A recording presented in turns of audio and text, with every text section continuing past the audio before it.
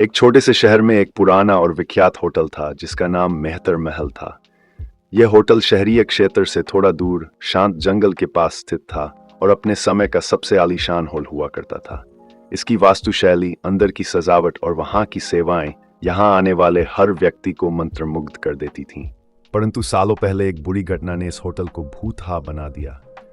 लोग कहते थे कि इस होटल में एक परिवार की आत्माएं भटकती हैं, जिन्होंने ही अपनी जान गंवाई थी। रात के समय होटल की ओर देखते ही लोगों के रोंगटे खड़े हो जाते थे। होटल के चारों ओर की फटी पेड़ों की छाया और होटल की टूटी फूटी खिड़कियों से छनकर आती अंधियारी रोशनी ने पूरे परिवेश को और भी डरावना बना दिया था। लोग मानते थे कि उस बुरी रात के बाद से ही वहां की आत्माओं का भटकना शुरू हुआ था। इस भयावहता के कारण शहर के लोग होटल से दूर रहते थे और किसी की भी हिम्मत नहीं होती थी कि वहां जाएं। लेकिन एक समय ऐसा आया जब शहर के कुछ युवा उत्साही इस रहस्य को सुलझाने का उनके मंडल का नेता था रवि, एक साहसी और होशियार युवक जिसे डर का मतलब नहीं पता था। रवि ने अपने 3 दोस्तों रोहन, सीमा और आरती के साथ इस भूतहा होटल का दौरा करने का फैसला किया। उन्होंने तय किया कि वे उन घटनाओं की सच्चाई जानने के लिए होटल में एक रात बिताएंगे। जैसे ही वे होटल पहुंचे, अंधेरा छा रहा था और हवाओं का शोर सुनाई दे रहा था। होटल के बाहर का माहौल ही डराने वाला था, लेकिन रवि और उसके दोस्तों ने अपनी हिम्मत रखी और होटल के अंदर चले गए। होटल के अंदर का वातावरण बेहद रहस्यमय और भयानक था। दीवारों पर धूल जमी हुई थी, फर्श हर कदम पर झंझनाट कर रहा था और हर कोने से रहस्यमय आवाजें सुनाई दे रही थीं। उन्होंने रिसेप्शन हॉल में प्रवेश किया और वहां की हालत देखकर चौंक गए।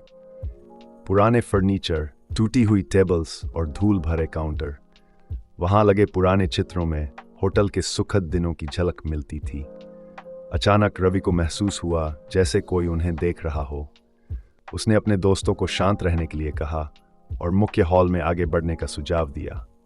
मुख्य हॉल में चलते समय उन्होंने देखा कि एक पुरानी लिफ्ट थी जो बंद हो चुकी थी और लिफ्ट के दरवाजे पर खून के धब्बे थे।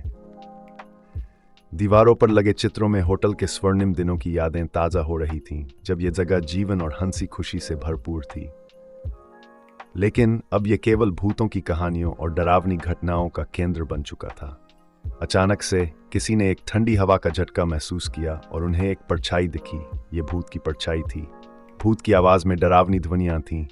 तुम लोग यहाँ क्यों आए हो? यह स्थान शापित है। रवि ने हिम्मत से कहा, हम यहाँ सच्चाई जानने और तुम्हारी आत्माओं को शांति दिलाने आए हैं। तुम कौन हो और तुम्हारी आत्माओं को शांति क्यों नहीं मिल रही? भूत ने भारी आवाज में कहा, मैं इस होटल का मालिक था। मैंने और मेरे परिवार ने यकीन किया कि हम यहाँ हमेशा सुरक्षित रहेंगे, लेकिन एक रात कुछ डाकू आए और हम सबको मार डाला। हमारी आत्माएं तब से लेकर अब तक यहीं भटक रही हैं। हमें न्याय चाहिए। रवि ने वादा किया कि वह इस घटना का पर्दाफाश करेगा और उनको न्याय दिलाएगा।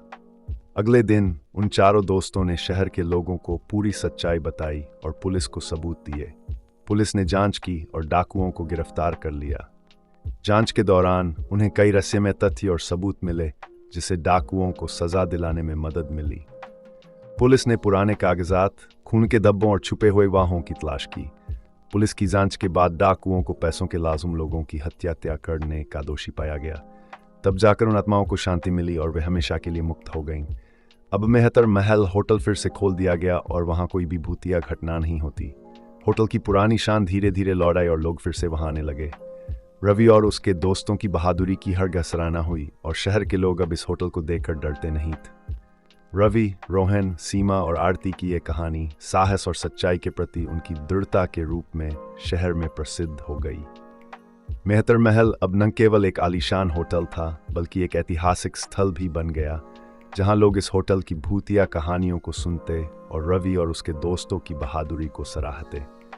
उन चारों दोस्तों का ऐसा मानना था कि उन्होंने न केवल एक रहस्य सुलझाया, बल्कि एक परिवार को न्याय दिलाकर उनके आत्माओं को हमेशा के लिए मुक्त कर दिया।